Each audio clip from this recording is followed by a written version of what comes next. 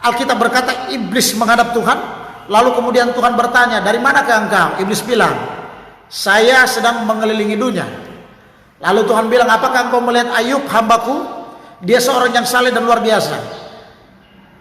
Iblis katakan, ya benar Tuhan, dia orang yang saleh dan luar biasa. Tetapi dia menjadi saleh dan luar biasa oleh karena selama ini engkau memagari dia. Izinkanlah, tetapi coba engkau izinkan supaya aku menguasai hidupnya. Cabutlah pagar yang selama ini ada dalam dirinya, maka pasti dia akan menyangkal engkau. Kira-kira walaupun tidak 100% sama dengan apa yang tercatat dalam Alkitab, tapi kira-kira gambarannya seperti itu. Lalu kemudian Tuhan meluaskan. Tuhan bilang hanya sayangkan nyawanya. Lalu kemudian apa yang terjadi? Harta Ayub habis, anak-anak Ayub meninggal. Lalu kemudian Ayub harus mengalami penyakit yang memalukan, tubuhnya penuh dengan borok. Dan kalau kita tanya, siapa sih yang menjadi penyebab utama dari masalah ini? Ya, itu adalah iblis, walaupun atas izin Tuhan. Nah, saudara yang dikasihi dan diberkati oleh Tuhan, harus diakui bahwa kalau kita tanya siapa yang menyebabkan kita mengalami masalah, maka saya berani bilang bahwa yang menyebabkan kita mengalami masalah bisa saja itu dari iblis, sama seperti yang dialami oleh Ayub. Dan biasanya kalau masalah itu datangnya dari iblis, maka yang akan menjadi prioritas utamanya adalah anak-anak Tuhan, adalah orang-orang yang setia dengan Tuhan, adalah orang-orang yang hidup saleh dengan Tuhan, hidup saleh di hadapan Tuhan, adalah orang-orang yang suka menyenangkan Tuhan. Kalau masalah itu datangnya dari iblis, sekali lagi prioritasnya, sasaran utamanya adalah orang-orang yang saleh, adalah orang-orang yang takut akan Tuhan, adalah orang-orang yang mengasihi Tuhan, adalah orang-orang yang senang menyenangkan Tuhan, adalah orang-orang yang suka memuji dan menyembah Tuhan, adalah orang-orang yang suka melakukan perintah Tuhan. Mereka lah yang akan menjadi prioritas utama daripada setan. Sama seperti Ayub. Ayub mengalami masalah, iblis menyerang Ayub oleh karena Ayub hidup saleh, oleh karena Ayub hidup benar, oleh karena Ayub hidup dalam kekudusan. Oleh karena itu saudara, ketika kita mulai setia dengan Tuhan, ketika saudara mulai belajar mengasihi Tuhan, ketika saudara mulai belajar menyenangkan Tuhan, saudara harus sadar, iblis tidak akan tinggal diam. Iblis akan berusaha untuk menghancurkan imanmu manakala engkau mulai setia dengan Tuhan, manakala engkau mulai menyenangkan Tuhan. Apalagi orang-orang yang mulai mau bertobat, dia hidup dalam kegelapan, lalu kemudian dia memberi diri, dia percaya Tuhan, dan dia mau bertobat. Nah, saudara diberkati oleh Tuhan, orang-orang yang seperti ini akan menjadi sasaran setan. Orang-orang yang seperti ini akan menjadi prioritas utama setan. Setan akan berusaha untuk mengembalikan dia pada jalan kegelapan. Setan akan berusaha untuk merebut dia dari jalan sorga menuju ke dalam jalan perapian yang menyala-nyala, yaitu neraka yang kekal. Oleh karena itu saudara yang diberkati oleh Tuhan, kalau kita bicara soal siapa yang menyebabkan kita mengalami masalah, maka ingat, masalah bisa disebabkan oleh setan, oleh iblis. Dan kalau seandainya masalah itu dari iblis, maka sasaran utamanya adalah anak-anak Tuhan. Sasaran utamanya adalah orang-orang yang mengasihi Tuhan. Iblis tidak akan cari orang-orang yang sudah bobrok imannya. Iblis tidak akan mengutamakan orang-orang yang berdosa. Iblis tidak akan mengutamakan orang-orang yang hidupnya berantakan, imannya hancur-hancuran. Enggak. Yang akan menjadi prioritas daripada iblis adalah orang-orang yang mengasihi Tuhan, adalah orang-orang yang menyenangkan Tuhan. Makanya saya sering heran kalau ada orang berkata, saya sudah setia, kenapa saya harus mengalami masalah? Saya sering heran kalau ada orang berkata, saya sudah menyenangkan Tuhan, saya melayani sekian tahun, saya rajin berpuasa, saya rajin berdoa, kenapa saya harus mengalami masalah? Ini pernyataan-pernyataan yang menurut saya pernyataan orang-orang yang tidak memahami firman Tuhan. Walaupun dia sekian lama iring Tuhan, ikut Tuhan. Kita lupa, Tuhan itu, Alkitab berkata, Tuhan itu mencari orang yang berdosa. Yesus katakan, aku datang untuk mencari orang yang berdosa. Setan, dia datang untuk mencari orang yang hidup dalam kebenaran Tuhan. Yang jadi prioritas Tuhan ketika dia ada dalam dunia ini, dia cari orang-orang yang berdosa, yang memang perlu diselamatkan. Dan iblis ketika dia berusaha untuk menghancurkan orang, yang dia cari bukan orang-orang yang pada dasarnya sudah hancur imannya, tapi yang iblis cari adalah orang-orang yang setia dengan Tuhan. Makanya hilangkan pemikiran, saya sudah setia dengan Tuhan, saya sudah rajin ke gereja, kenapa saya harus mengalami masalah? Karena iblis, Firman Tuhan bilang, saudara, Yesus bilang, tabib menyembuhkan orang yang sakit. Nggak mungkin orang yang sehat, lalu kemudian saudara bayangkan, saudara dalam keadaan sehat, tiba-tiba datang dokter, Pak, saya mau obati Bapak. Saudara pasti kaget. Yesus bilang, tabib mencari orang yang sakit, tabib akan menyembuhkan orang yang sakit. Yesus pun berkata, aku datang untuk mencari orang yang berdosa. Setan pun demikian. Setan dia datang untuk mencari orang-orang yang hidup dalam kekudusan. Ketika saudara mulai hidup kudus, mulai hidup benar, mulai hidup setia dengan Tuhan, mengasihi Tuhan, melakukan firman Tuhan, iblis tidak akan tinggal diam.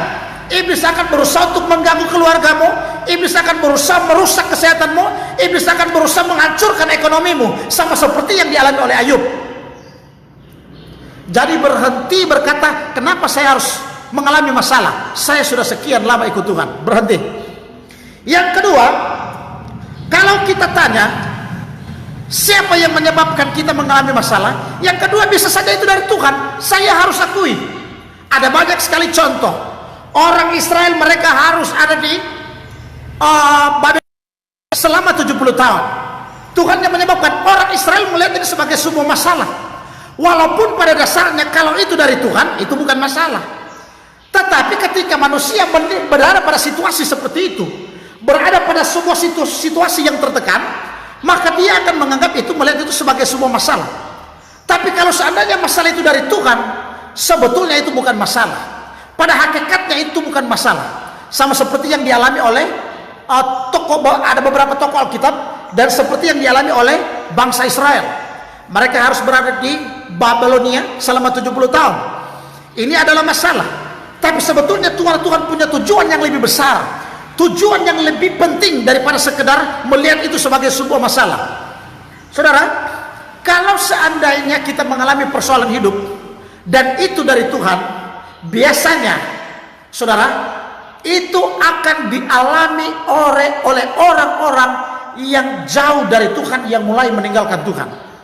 Ketika saudara dan saya mulai meninggalkan Tuhan, ketika saya dan saudara mulai jauh dari Tuhan, ketika saya dan saudara yang tadinya setia dengan Tuhan lalu kemudian mulai meninggalkan Tuhan, maka ini akan menjadi sasaran Tuhan.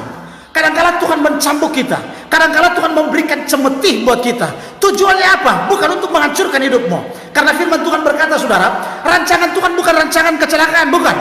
Tuhan tidak pernah merancangkan kecelakaan buat kita. Alkitab berkata dalam perjanjian baru, Allah turut bekerja mendatangkan kebaikan bagi kita. Dalam kitab perjanjian lama katakan, Allah turut bekerja untuk mendatangkan damai sejahtera buat kita.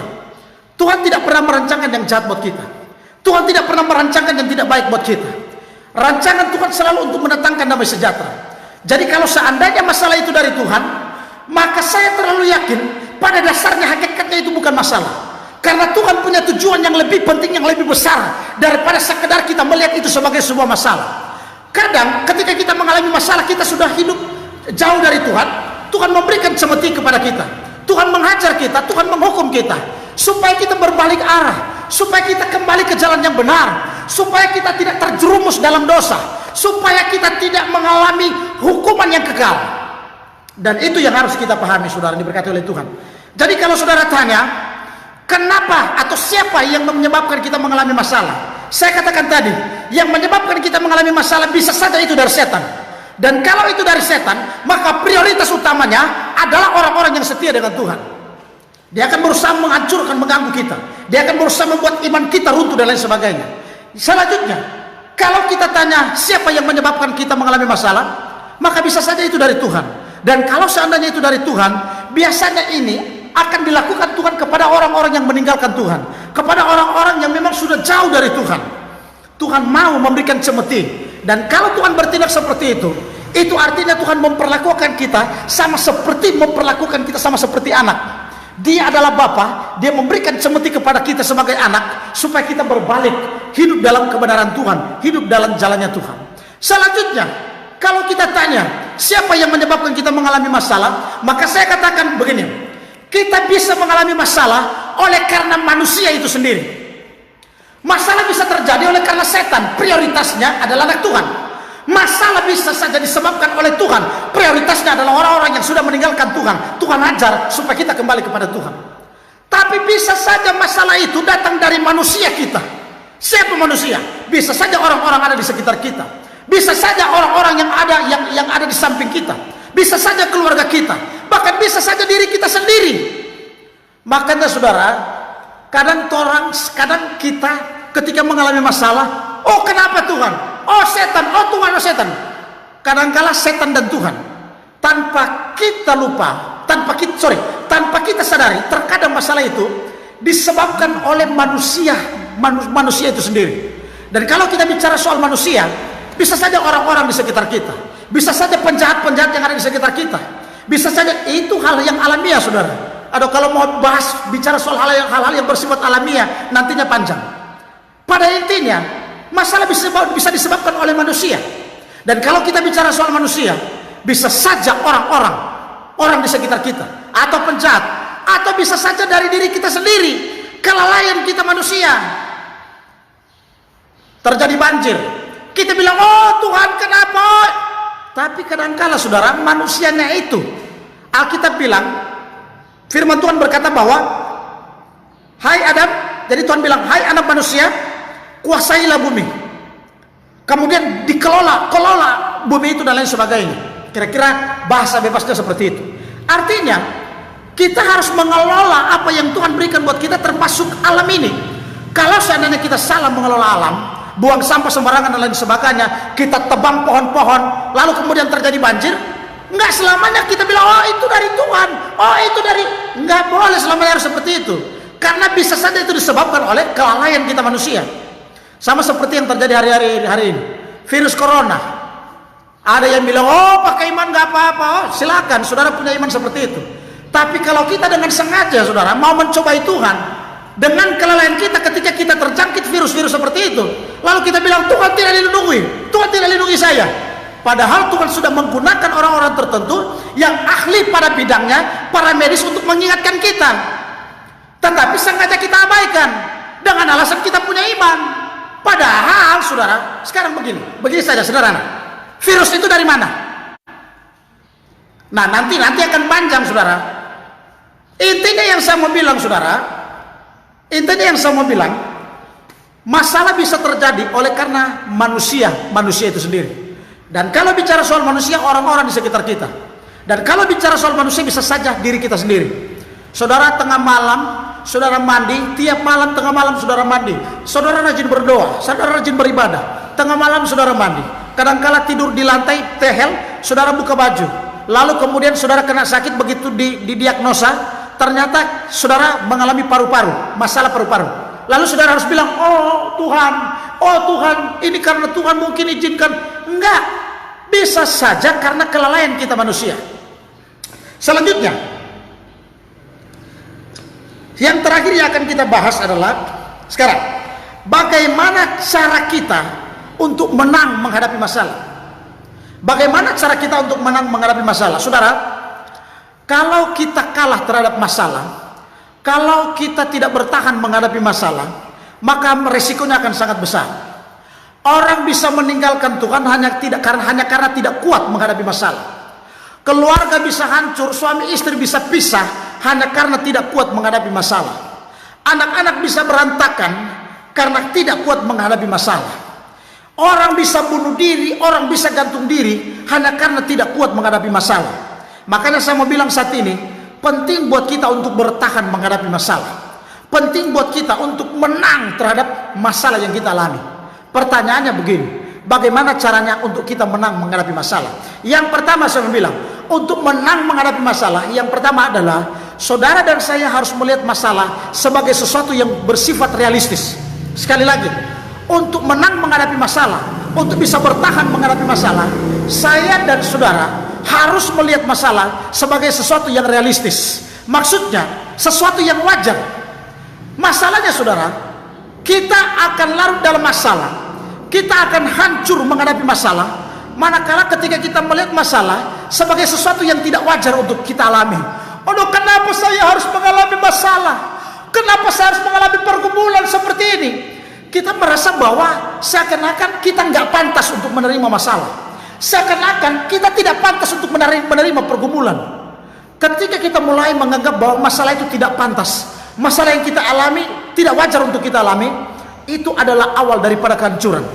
Tapi ketika kita merasa menyadari bahwa wah, wajar kalau saya harus mengalami masalah, wajar kalau saya harus mengalami pergumulan, saya masih ada dalam dunia ini, wajar kalau saya harus mengalami masalah, karena Alkitab berkata semua saudaramu akan menanggung penderitaan yang sama. Ketika kita menganggap masalah sebagai sesuatu yang realistis, sebagai sesuatu yang wajar untuk kita alami selagi kita berada dalam dunia ini, maka kita akan aman-aman saja, kita akan tenang, kita akan menyikapi masalah sebagai sesuatu hal yang wajar untuk dialami. Satu, untuk bisa menang, kuat menghadapi masalah, kita harus melihat masalah sebagai sesuatu yang wajar. Kita harus melihat masalah sebagai sesuatu yang realistis. Yang kedua, bagaimana cara kita menyikapi masalah supaya kita bisa menang dan bertahan menghadapi masalah? Yang kedua, kita harus bisa melihat masalah sebagai alat Tuhan untuk kemudian mendewasakan kita, mengarahkan kita kepada hal yang lebih baik. Kalau seandainya saudara, setiap kita mengalami masalah, ada dalam pikiran kita adalah hal-hal yang bersifat negatif, waduh kenapa saya harus mengalami masalah, aduh jangan saudara, maka ini akan menyebabkan saudara dan saya tidak akan kuat menghadapi masalah. Saudara dan saya tidak akan mampu menghadapi masalah. Yang ketiga, bagaimana caranya supaya kita kuat menghadapi masalah? Yang ketiga, kita harus bisa melihat masalah sebagai sesuatu yang tidak pernah lebih kuat daripada kekuatan kita. Bukankah kita berkata kepada kita bahwa pencobaan yang kita alami adalah pencobaan-pencobaan biasa yang tidak pernah melebihi kekuatan kita. Pencobaan yang kita alami adalah pencobaan-pencobaan biasa.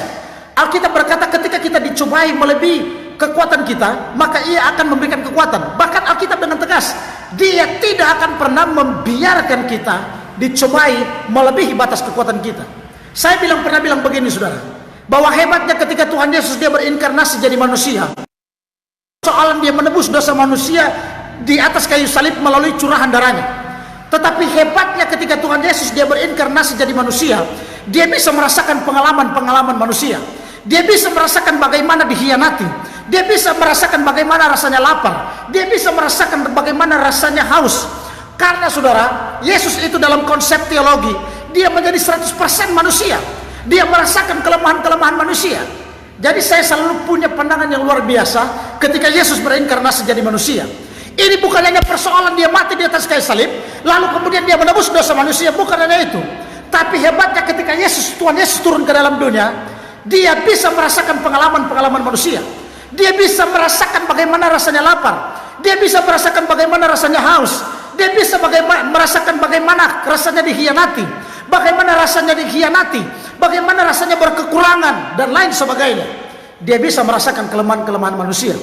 Kalau seandainya Tuhan Yesus tidak pernah berinkarnasi jadi manusia dan merasakan pengalaman-pengalaman manusia, ketika saya dan saudara haus, dia tahu saya dan saudara sedang haus, tapi dia tidak pernah tahu bagaimana rasanya haus. Karena dia tidak pernah merasakan haus. Kalau seandainya Yesus tidak pernah berinkarnasi jadi manusia, ketika saya dan saudara dikhianati, ditinggalkan, dia tahu kita sedang dikhianati, dia tahu kita sedang ditinggalkan, tapi dia tidak pernah tahu bagaimana rasanya dikhianati, karena dia tidak pernah merasakan bagaimana dikhianati. Tapi hebatnya ketika Tuhan Yesus berinkarnasi, dia rasakan kelemahan-kelemahan kita, dia merasakan bagaimana rasanya, karena dia sudah pernah jadi manusia. Dia tahu bagaimana rasanya dikhianati, dia tahu bagaimana rasanya haus, dia tahu bagaimana rasanya lapar, dia tahu bagaimana rasanya berkekurangan, dia tahu bagaimana rasanya disakiti. Dia tahu persis. Karena itu Alkitab berkata, dia tidak akan tinggalkan kita, dia tidak akan biarkan kita dicobai melebihi batas kekuatan kita. Karena itu saudara, untuk bisa kuat bertahan menghadapi masalah, saudara dan saya harus bisa melihat masalah tidak akan pernah lebih kuat daripada kekuatan kita. Alkitab berkata dia tidak akan pernah membiarkan kita dicobai melebihi batas kekuatan kita. Ketika kita mengalami masalah, tanamkan dalam hati kita, biasa, kecil, saya pasti mampu melewati masalah ini, badai pasti berlalu, saya pasti kuat menghadapi masalah ini, saya pasti seperti itu. Karena itu dikatakan oleh Alkitab, ketika kita mengalami masalah, kita harus berkata, masalah ini tidak akan pernah lebih kuat daripada kekuatan saya. Saya lebih kuat daripada masalah ini. Tuhan tidak akan pernah biarkan saya. Prinsip kita harus seperti itu. Tapi jangan sampai kemudian ketika kita mengalami masalah, lalu kita mulai bilang, aduh, tidak kuat lagi, aduh ini berat, aduh mau mati setahu kita, aduh sudah terlalu besar ini, aduh habis, bangkrut kita. Ketika kita mulai berpikir dan berkata-kata negatif, kita mulai merasa kita tidak mampu, maka kita akan menjadi tidak mampu. Padahal sebetulnya Alkitab berkata bahwa kekuatan atau masalah yang kita alami tidak akan pernah lebih daripada kekuatan yang kita punya. Amin. Oleh karena itu saudara diberkati oleh Tuhan, mengalami menghadapi persoalan-persoalan yang terjadi hari-hari ini terkait adanya virus corona yang mewabah luar biasa, yang tentunya berdampak pada kehidupan sehari-hari kita, kehidupan sosial kita. Kita mulai dibatasi dalam hal perkumpulan-perkumpulan, dan saya pikir itu wajar saudara, karena ini adalah bentuk daripada perlindungan pemerintah kepada kita untuk mengantisipasi adanya penularan.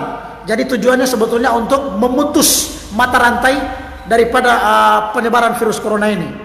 Intinya kita sebagai anak-anak Tuhan tetap kuat dalam Tuhan, kita tetap beribadah, kita tetap setia menghadapi persoalan ini. Kita nggak usah salahkan siapa. Intinya kita berdoa supaya virus corona ini atau mata rantai dari virus corona ini bisa putus dan aktivitas bisa berjalan kembali seperti normal. Dan tentunya jangan pernah melupakan Tuhan dalam menghadapi persoalan seperti ini. Tuhan Yesus memberkati kita, saudara yang jemaat Tuhan yang berada di rumah, yang beribadah, karena seperti komitmen GPD Solafide Minanga, jemaat beribadah di rumah masing-masing namun beribadah live seperti ini bisa dengarkan khotbah dari kami sebagai hamba Tuhan. Tuhan Yesus memberkati kita semua, tetap kuat di dalam Tuhan, tetap kuat menghadapi pergumulan. Haleluya.